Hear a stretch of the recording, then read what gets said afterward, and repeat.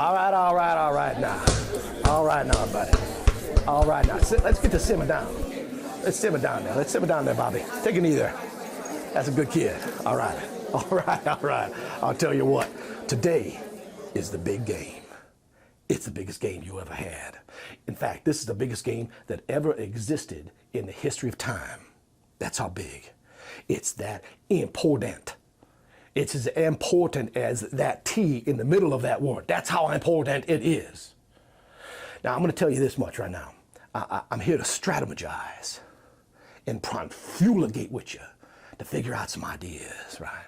Give you some things to think about as we're going to battle with our most egregious and hyenas enemy.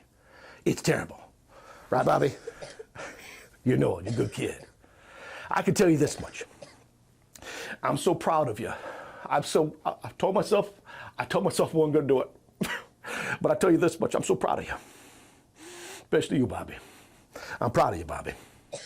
And I can tell you this, I'm so proud of you. This is the proudest day of my whole life. And I've been married 28 years. I saw all 17 of my children being born. It's not something you want to witness in person. It's just awful. It's a terrible mess. It's a horribleness. Let somebody describe it to you. Take some notes. You know, whatever. You know what I mean, Bobby? Just kind of have an idea of what happens. You know? I'm okay with that.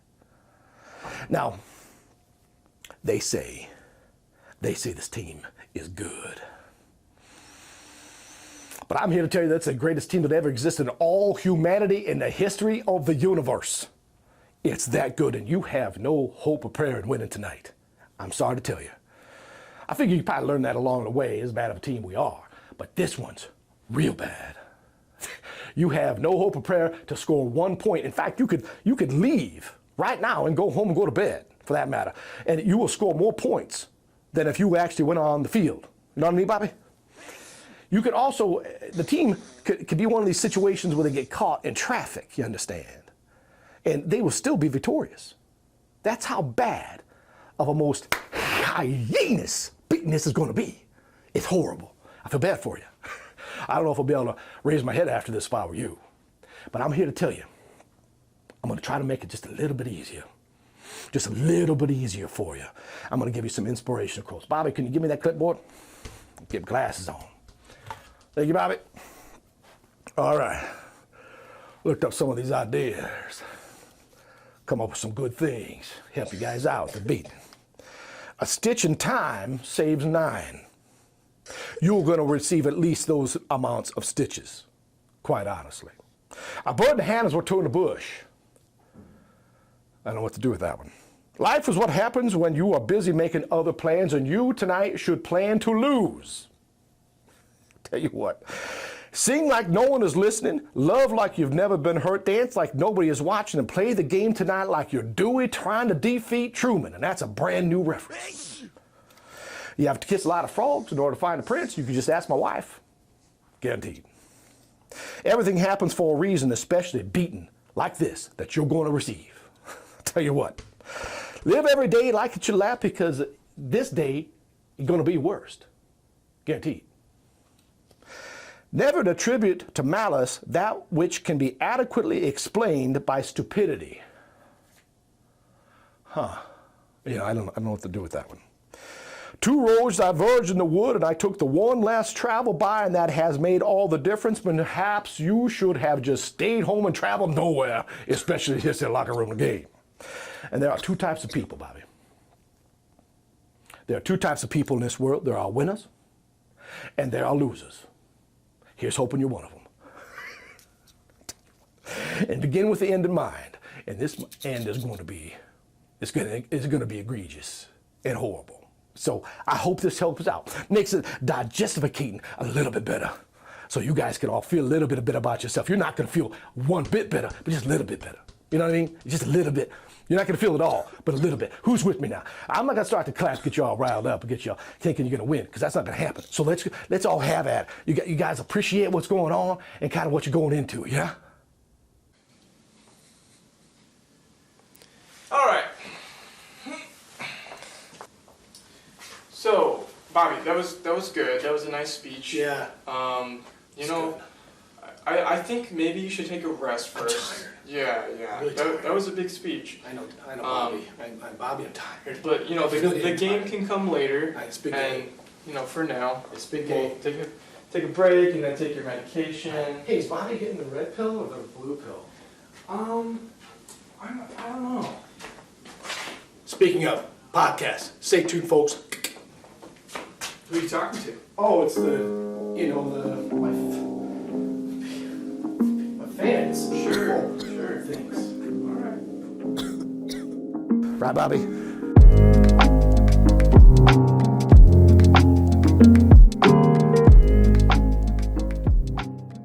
Today on the podcast, folks, we have an esteemed poet, Come on now. author, Yes. philosopher, Yes. and raconteur. I don't know what that means. I don't know what that is either, but it sounds like something you would have been known as, right? A raconteur, I guess so. A Renaissance man, as they would say. I'm not going to go that far. No? Okay. But I was just trying today to we- go for it, bro. got Dr. Ron Lewis. Jeez. This is when I get that sound looping in on the editing. We might do a little bit of applause. Yeah, like applause. that. Like Yeah, there's give me a an little audience. sound effects. Yeah, we might be able to do that. Why not? Dr. Ron Lewis, I appreciate you coming today. And Dr. Ron Lewis, you are a... Dr. Ron Lewis. You're the only person that takes objection when I say that. I do. I could say it to anybody else, and it's almost like that's the correct Yeah. doctor, the full name. Gosh. What's your middle name? Sebastian. And social security number? Nope. Sebastian. Sebastian. Ronald Sebastian. Lewis. My son is Sebastian. That's my son took my middle Is he name. Sebastian Ronald? No. That'd make a lot of sense. But It would be dope though. I think it would be That would nice. be cool. A little switcheroo. But if you have another one, then what are you gonna do? Then you guys call him Lewis. Something to change the last name in there. You're wearing the green suit today. I appreciate. Congratulations on winning Augusta National. I don't know if you won by a couple of strokes. You come into the Pro-Am card, I think. I'm not sure what you had. That's great. That's great. You can be He's with here us all today. day. Bada boom. Bada boom. I'm here for the next however long this is going to be. Well, you keep this up, it won't be very long. I'll tell you that. That's fine. You and I go back a ways. We do. 2008. Jeez, that long. Yeah, 2008. You started around the same time at Brown Mackey College with me. Yeah. Now that's known as the Harvard of the Midwest. And it's the quality of the teachers and the education there Exactly. I mean, the interest level to get into that institution was it was very rigorous. What are the ACTs on that one?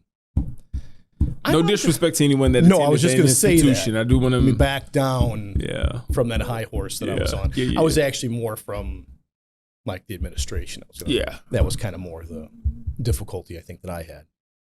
Not severe. You're so much taller than everybody, you probably didn't have to fear anyone. Whereas I am average height and I don't have anything to give. What'd you teach there? Professional development. Oh man. You know, we were kind of just thrown in the courses at the last minute when you needed something. Geez. Yeah. But professional development, public speaking. I did like a professional development for like, I don't want to say no. I think it was for like med students, the medical, med tech and stuff like that. Those are the ones that come to mind, but I think I did at least two more. Managing human resources. So that was my first That makes class. sense. Isn't that your gig? Not at the time though. No? Okay. Not at the time. At the time, I was just at PFW working in the upper bound program. Oh, yeah. Yeah. I do remember that. Yeah. What brought you into teaching to begin with? Not doing other positions well. I worked in non-for-profit, did not work. You needed some profit? It wasn't even the profit. It was, I really learned what my strengths were.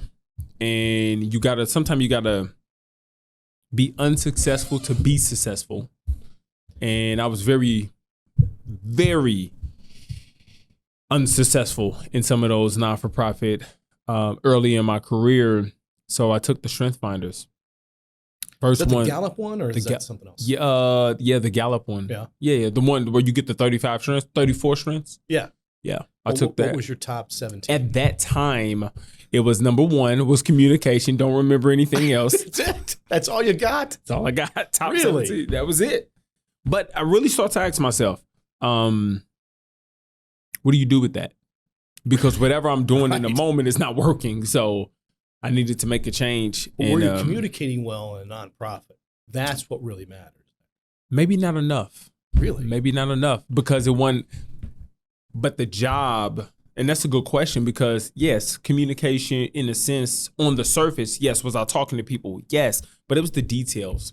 Those details earlier in my career, I kept zoning out to something else. I've always have my eyes and my heart set on something else, and you miss the details. Now you got to communicate why you missed the details, and I kept backtracking. So I ended up reading the book, How to Discover Your Strengths by Marcus Buckingham. I took the Strength Finder test and I started to connect some dots.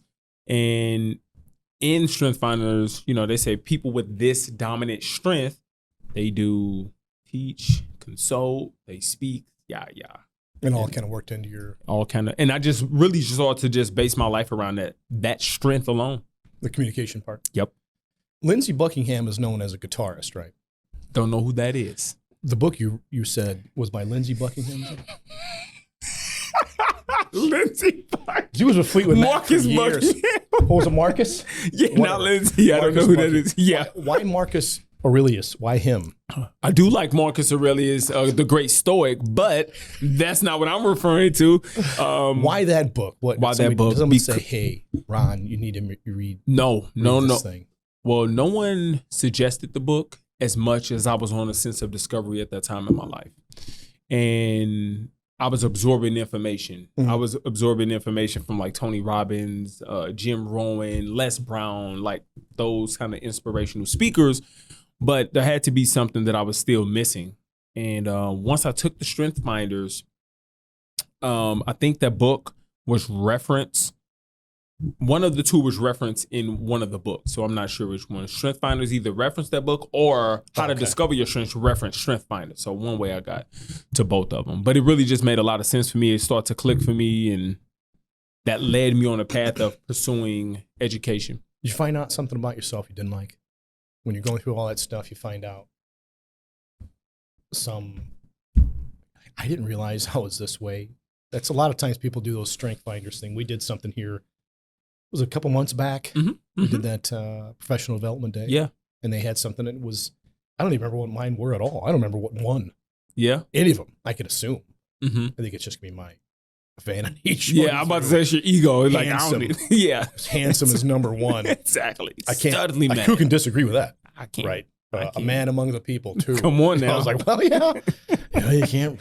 Well, these things are deadly accurate. Uh-huh. And then John and I, our producer, we talked about it a few different times. Like, is this pretty close? And everybody's, yeah.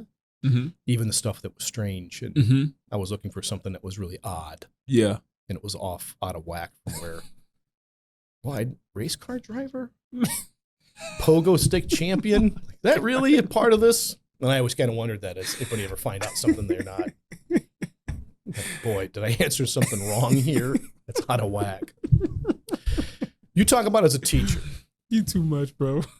You talk about as a teacher, you talk about a lot of inspiration.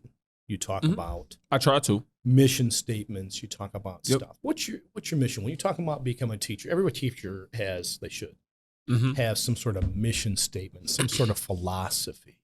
What's yours? To help students reach their fullest potential. Simple, basic, but everything I do when it comes to courses is to help students reach their full potential. And in reaching your full potential, that is challenging. And I do try to create assignments that are semi-challenging for our students, depending on the level of the course. Why? Because in order to grow, you have to discover. Mm. And in order to discover, you have to explore.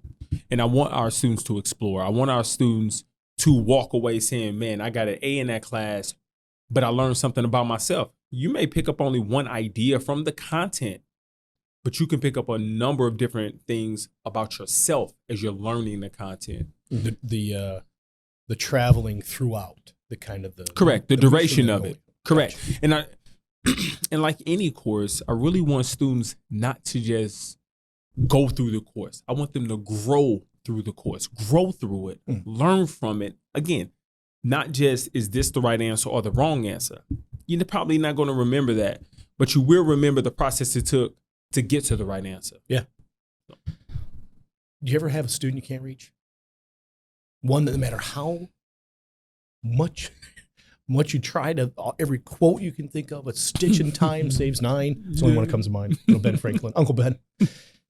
Anything that you just can't reach, or is that something that's innate to who you are? That will be saying, if I say no, that would be that student didn't respond to me in the moment. Oh, I got you. Right. But did I reach them? I don't know. Time will tell. Even some of the students that I did felt like I reached. Time will tell if it's stuck. I've got a squeaky chair situation. Yeah. Over here. Mm-hmm. And I'm just going to roll with it. Just roll with it. And it's going to come up.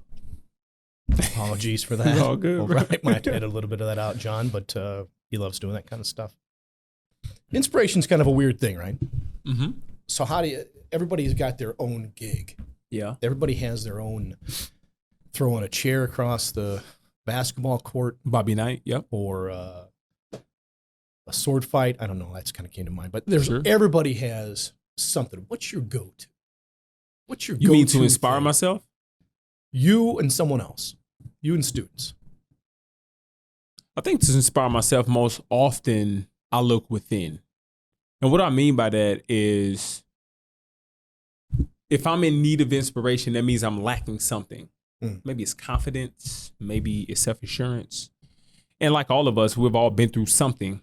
But one thing I really try to do is I don't try to overinflate, but I also don't want to deflate what I've accomplished in the past. So I don't want to make it like it's the best thing in the world, but I don't want to minimize it to the point where it means nothing. Yeah. So I try to keep what I've overcame and what I've been through in my life. I try to put it in some type of perspective and if I need inspiration, this may sound arrogant, but I really try to go back to what I've already have accomplished to give me the willpower and the drive to try to do it again in a different area of life. When you're talking about with students and such, this is part 1 of a 6-hour podcast. Absolutely. With Dr. Ron Lewis today. So let me start back. Let's go back to 4th grade with you. Yes. Okay. When you're talking with students, is there a go-to assignment that you say, okay, and this one kind of gets everything rolling with them? Mm-hmm. Is there something that you have found that works? Maybe not 100%. Sure, but most of the time, every class is different. Yeah. And what I really try to do is I try to bridge the theoretical, the book, the class with the real world.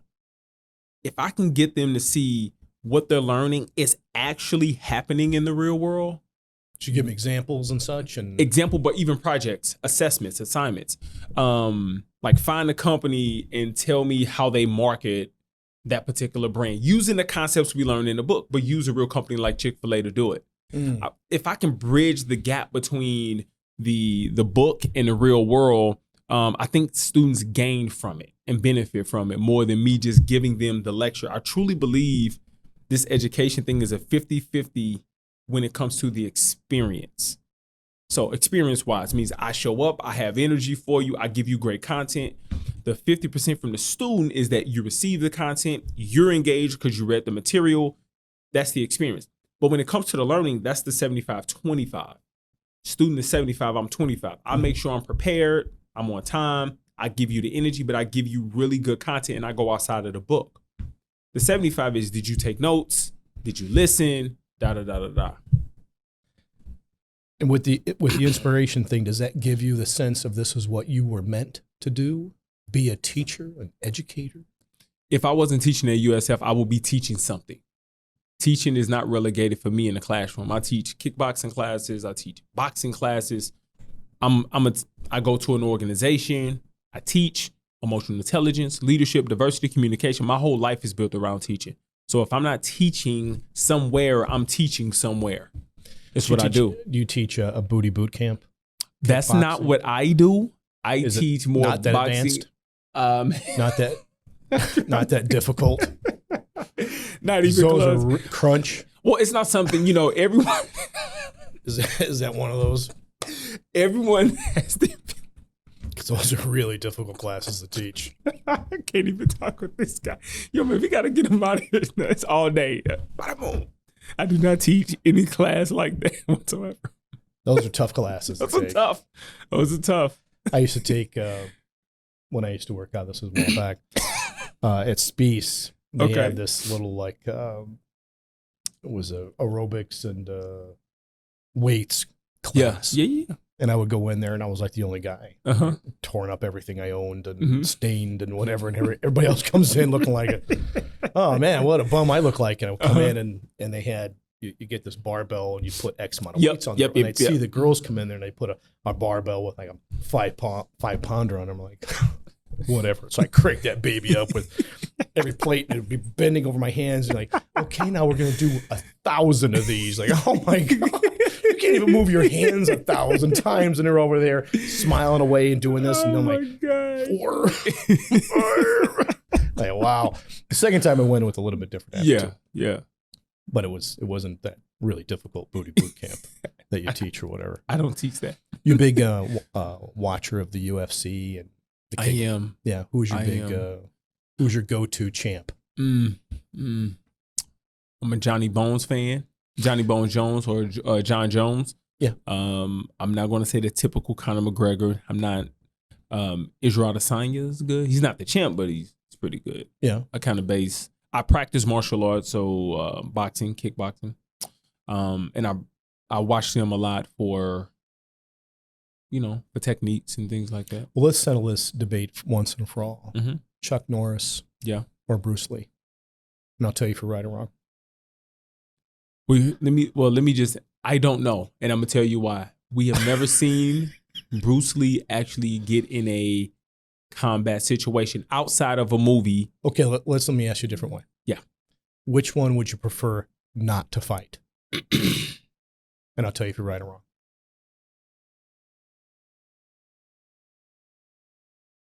I don't know as much about Chuck Norris outside of him fighting Bruce Lee in his movie. Right.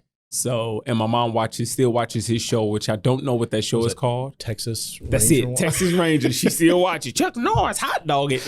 But I probably would say, I guess I'll say Bruce Lee. Yeah, me too. That's the right I'm answer. gonna go with Bruce Ron, Lee. That's the correct answer. Is that the correct You're answer? going to have to leave. I'm just going to cut this short. Yeah. You just said Chuck Norris. Yeah. I don't Because know. He used to have, he was kind of balding back then. I don't mean any offense to that. Mm-hmm. But you know how I feel about bald people.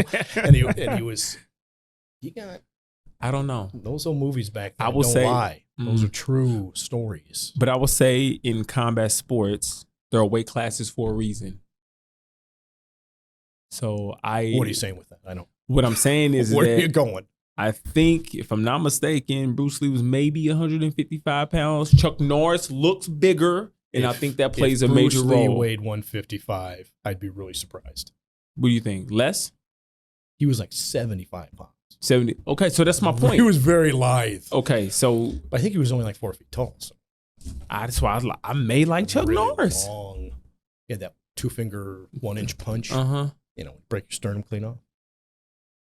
I don't, practicing martial arts, I don't know. I No. don't know. You a big boxing fan? Love boxing. I love boxing. I mean, I hate kicking people, but I love punching people.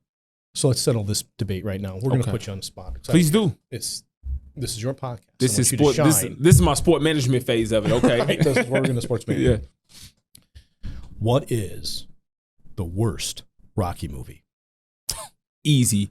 Well, Hold on. worst, Be I careful, got- you're giving me the easy right up front. for me it is. Now and I got 2, but you said the You got worst. 2? The I do. worst. I'll say 3 and 5.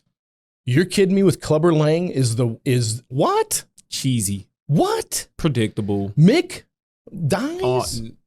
Creed coming in the queue? What? I That's don't know. Ron, that's insane. Mm-mm. I might have to cut this. Someone told me Rocky 1 was the best. I'm like, this is a joke. Okay, I'm going to tell you what the answer is, Ron. 'cause The answer is Rocky. I think you- the worst? Okay, go ahead. What's the worst? Did you think I was saying the worst or the best? No, it's the worst. No. Yeah. You're saying the worst was 3, followed by what? And 5. And 5. I'm going to say unequivocally. Don't you say what I think you're about That's to a big say. word. Don't you say what I think you're about to say. Rocky 4. That's That is ridiculous. And I'm going to tell you why. That is ridiculous. You can't have a whole movie that's just nothing but montages. No. That's a hard one to debate. I know, No. Ron, I Rocky stifled you. 4 is clearly the best.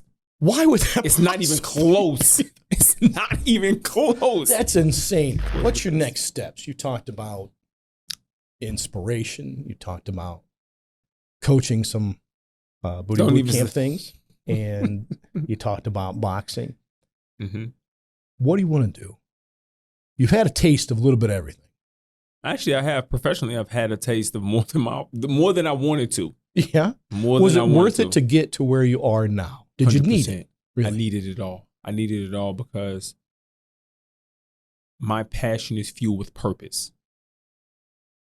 My passion is fueled with purpose, and the reason why is because of everything that I have experienced. The disappointment, professionally, early on that I faced. You know, I was like every other college kid coming out. And, you know, really society says, be a good kid, go to college, get a degree. And when you get a degree, graduate college, work in some type of respected profession, find a significant other, get a house. Mm-hmm. If you're fortunate, you know, build your family, have children, make the house with a fence, get a dog, get a van, take the kids to practice. How many of those did you do? I did it all. Oh, And you I did was- all that? I did all of that, and I was miserable. It's the truth. Man, was that's a very miserable. honest. That's being- a very honest answer. Who do I have to hide from? I got to look in the mirror every day. That's true. I'm authentic. So Why was it such a miserable thing? because though I did that, I really felt like the question you asked me, what's next? Like, I didn't know what was next. I followed the steps, but I realized they weren't my steps. That was societal stuff. That was societal steps, and I followed that. And in growing up, my parents used to say, and I value my education, but like education is something no one could ever take from you. And though that's true, that's the paper, the degree. But what about the education from within? What about the education to learn myself? What about the education to love myself? And didn't have it. Didn't have it. I had a master's degree, so I went above and beyond. I got a master's degree, and I graduate with my master's degree just to find people say, well, you have a master's degree. That's too much experience. I mean, that's too much education, not enough experience. I had a little bit of that too a while back. I So got you- shut out of stuff because Exactly. like you're So too, I started applying for jobs, taking my master's degree Yeah. off just to get in the door. So it's those types of experiences that I lean on. So when you ask me what's next, I love what I do. Really? My whole life is built on teaching. My whole life is built on my calling to serve and help people reach their highest potential, even if it is in a boxing or kickboxing, or even if it is in a classroom, or even if it is in a corporation. My goal is to help people reach their full potential. And what happens is when you get really concise in what you want to do and who you are, saying no becomes a lot easier. It's not even a sweat. Oh, do you want to do this? No. Do you want to serve here? I don't, because it doesn't even fit in my calling. And that's a calling that I'm going to have with or without payment. So that's one thing I want people to live. My calling is not predicated if I can get paid for it. I used to do speaking engagements, never got paid. Used to teach just to do it. just to do it. I used to teach, didn't get paid. I help people right now with boxing and or kickboxing. I don't have to get paid for it. You only get paid when your value is high enough to require a payment. And you don't think that's necessarily all that important? The payment? Yeah. No, the payment is important. But my point is, I used to do it just because I loved it. Because my purpose was to teach. But now the payment comes because I love it so much and I study on my own, that now I get paid to do the things that I'm doing. Everything that I do, I get paid to do it. And I don't have to do it for free. You have a doctorate, right? I do. I In- don't mention it often, in but what? whatever. Global leadership from Indiana Tech with an emphasis on higher ed administration. Mine's a PhD of love. I know, and I can tell. You can tell that, right? I can tell. I mean, you can just sit near me. What was the dissertation on again? I can't. Not Can't appropriate. say that at all. It's a little. You don't want to know. I don't want to know. You can only go to jail so many times. Exactly. This is what I'm trying to tell you. But exactly. my- Professional setting. So my dissertation would probably be like embracing total strangers right. in a subway. Yeah. That's would have been. I think that was part of it, Yes. even though they don't want to and have said no. Mm-hmm. And I'll say, "Come on in here." Just come and on they, in. And they do that, the neck back. Yeah. You know, really, really struggling hard. That's We call that petty love. that's a petty love. That's petty So love. You get the PhD in love. You gotta go hard. That's petty love. I love it. You gotta go hard. Absolutely. What do you think of this view that we have right here with this clock? I love the view. I love the view. See, we have you set up. We have the clock here, Yeah. and behind you we have the mansion. Okay. That's So- fitting. I thought this made you look like the millionaire that you apparently are. Clearly not. What's your consulting? love. What's your consulting business? What do you do? I go in organizations, it's funny because I say when someone calls me, this is the only time I really would use this idea of a Dr. Lewis, but when someone called Dr. Ron, that means there's something going wrong in their organization. So whether it has to do with culture in the workplace, whether it has to do with communication, and one thing I talk about often than not is trust. Most organizations that I go into have a trust problem. Trust in whom? Trust in the organization, trust in employees, Should sometimes just more hire often us. than not trusting in themselves. How do you fix any of that? Takes Where time. do you start? Well, we start with emotional intelligence, with self-awareness, recognizing, I got some trust issues. Because the problem is when you don't have trust, you don't talk to people you don't trust. Oh, You don't listen to people you don't trust. You don't collaborate with people you don't trust. And if you don't trust them, there is a reason. No one is yet to bring it to the forefront. So we still use that relationship with a lack of trust.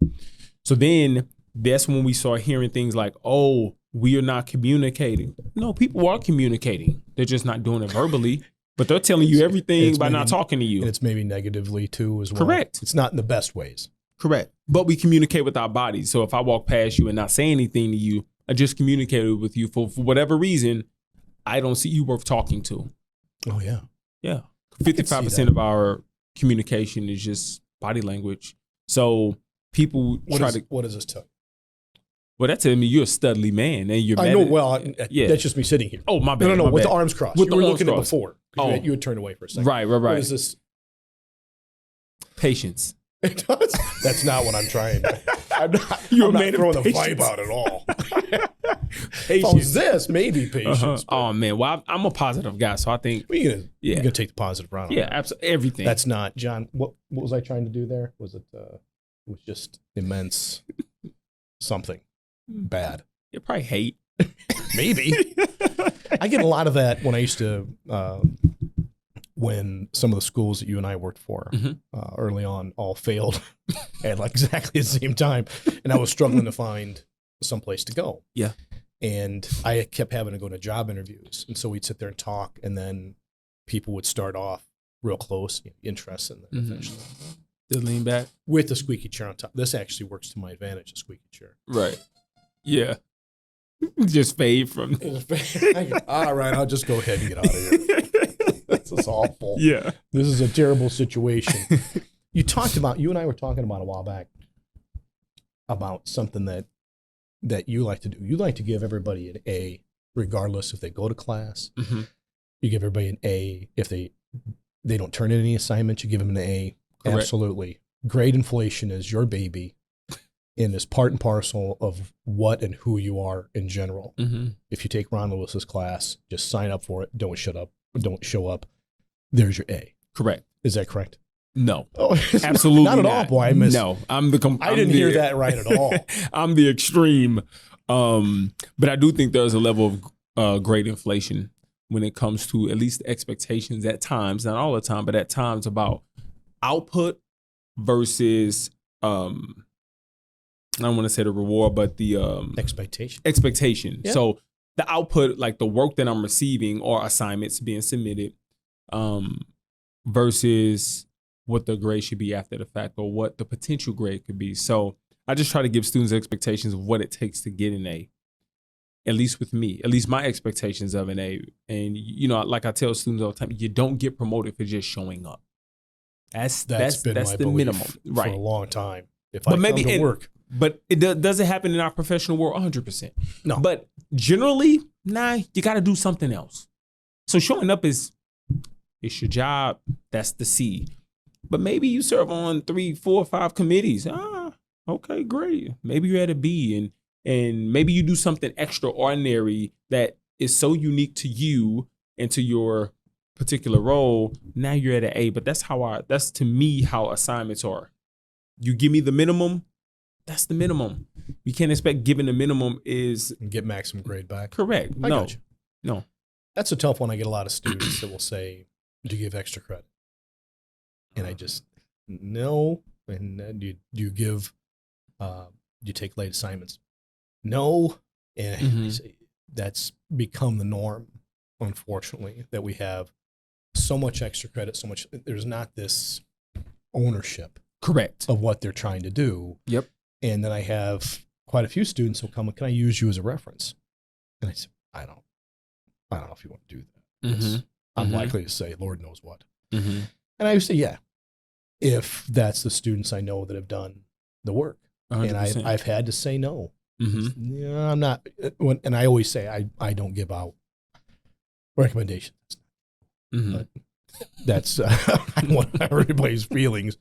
Don't watch these kids. Don't watch this part of this. Mm-hmm. But that's part of being a teacher. I don't mind giving you if I know you're the student who's done all the work and Yep. and is also a steward and a leader in the class Mhm. and does the things they're supposed to do. Mhm. And that's an important part Mhm. of the learning process. And I think sometimes, at least I've been in education, 08? So since, The 15 years? What is yeah, that? something like that. I'm not That's sure. all right. But so I've been around a multitude of different students. So your adult students, your classic out of high school, and every student in between. And I've just found that if you want an A, you have to put in A effort. Yeah. A effort. So that means asking questions, maybe not doing extra credit. I'm not a fan of extra credit, though there are sometimes I believe it's warranted, but there's far and few between. But if you didn't do anything a full semester, and now at the end you want me to make an assignment just for you and grade more, Yeah. I don't think that's fair to me because you chose to take a break for 15 weeks. Now, but you got to put in A effort. And really what it comes down to is, are you willing to sacrifice something to get something? Yeah. I don't want to correct you grammatically, but I think it's an effort, not a effort. So, Well, you're the grammar police, so it's a matter of understanding on my end. Gotcha. Do it a effort or is it an effort? You see what I'm saying? Yeah. I don't. I don't. You understand exactly what I'm saying. You just get a lot of people nod and go. If you're watching this, Move on. I guess. Let's move on. Dr. Ron Lewis. Mhm. This is so typical Dr. Ron Lewis material, Jeez. information, and Dr. Ron Lewis, I appreciate your time today. my Appreciate it, friend. boss. Thanks for coming by. Yes, sir. If you need some help with your organization, get a hold of Dr. Ron Lewis here at the University of St. Francis. Thank you for your time, folks.